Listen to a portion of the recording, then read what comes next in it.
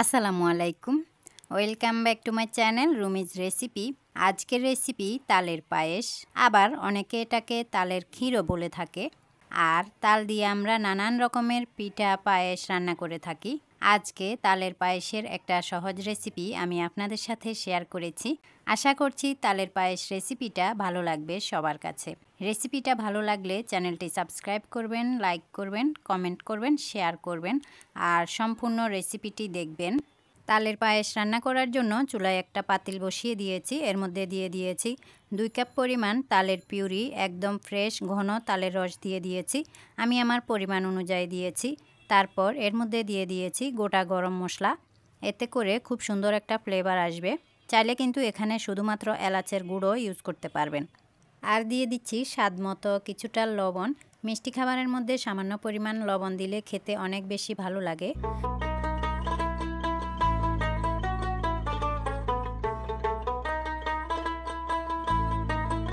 Viewers, আমি of ক্যামেরায়ও half cup পরিমাণ তালের রস দিয়েছি। মোট এখানে 2 কাপের মতো তালের রস দিয়েছি।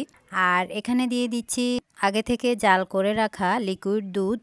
এখানে আপনি যত ঘন দুধ ইউজ করবেন আপনার তালের পায়েস খেতে তত বেশি ভালো লাগবে। এখানে চাইলে আপনি গুঁড়ো দুধও কিছুটা ইউজ করতে পারবেন, টেস্ট অনেক ভালো আসবে। হাতের কাছে থাকলে দিবেন, না থাকলে স্কিপ করবেন। এখন এর মধ্যে দিয়ে দিচ্ছি স্বাদ মতো চিনি।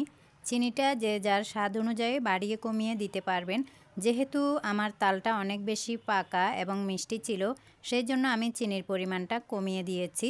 এখানে 1/3 কাপের মতো চিনি দিয়েছি। এখন নেড়ে চেড়ে এটাকে একটা বলক উঠিয়ে নিব। তো বলক চলে এসেছে। এখন এটাকে ঢাকনা দিয়ে ঢেকে মিডিয়াম আঁচে জাল করে নিব কিছুক্ষণের জন্য। আর ভিউয়ার্স, এই রেসিপিটি আমি আরও আগেই করে রেখেছিলাম, আপনাদের সাথে শেয়ার করতে একটু লেট হয়ে গিয়েছে। যাই হোক ভিউয়ার্স, সাথে থাকুন, রেসিপিটি দেখতে থাকুন, আশা করি ভালো লাগবে। একটু ঘন হয়ে আসলে আমি এর মধ্যে দিয়ে দিব বাটা নারিকেল, একদম ফ্রেশ নারিকেল বাটা দিয়ে দিচ্ছি। এতে করে তালের পায়েসের স্বাদ অনেক ভালো আসবে আর এটা আরও কিছুটা ঘন হয়ে আসবে। এখন চুলার পাশে দাঁড়িয়ে অনবরত নেড়ে চেড়ে এটাকে ঘন করে নিতে হবে মিডিয়াম আঁচে।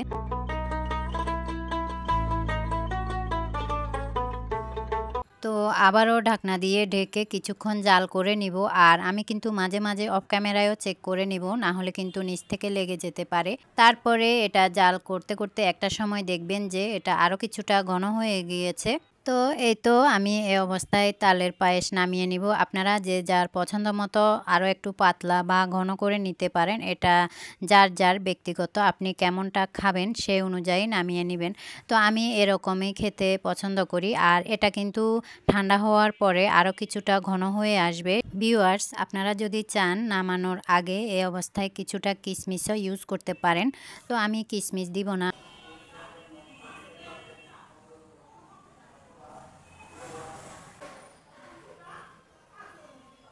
ভিউয়ার্স, আশেপাশে থেকে একটু নয়েজ আসতে পারে আমি যখন ভয়েস দিচ্ছি, তো আসলে এগুলো ইগনোর করবেন। তো যাই হোক, এখন হচ্ছে আমি চুলা থেকে নামিয়ে আপনাদের সাথে পরিবেশন করে শেয়ার করব ফাইনালি কেমন হয়েছে।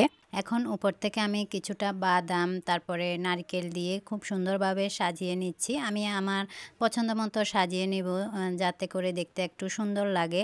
আর যে কোনো খাবার দেখতে সুন্দর হলে খাবারের আগ্রহটা কিন্তু আরও বেড়ে যায়। তো ভিউয়ার্স, আমি কিন্তু এর আগেও আমার চ্যানেলে আরও তাল রান্নার রেসিপি শেয়ার করেছি। তো আপনারা অনেক অনেক পছন্দ করেছেন। আর যারা যারা দেখেননি চাইলে দেখে আসতে পারবেন। আশা করছি এই রেসিপিটাও আপনাদের কাছে অনেক বেশি ভালো লাগবে। রেসিপিটি সহজও লাগবে। তো রেসিপিটি ভালো লাগলে লাইক করবেন, কমেন্ট করবেন, শেয়ার করবেন আর অবশ্যই চ্যানেলটি সাবস্ক্রাইব করবেন।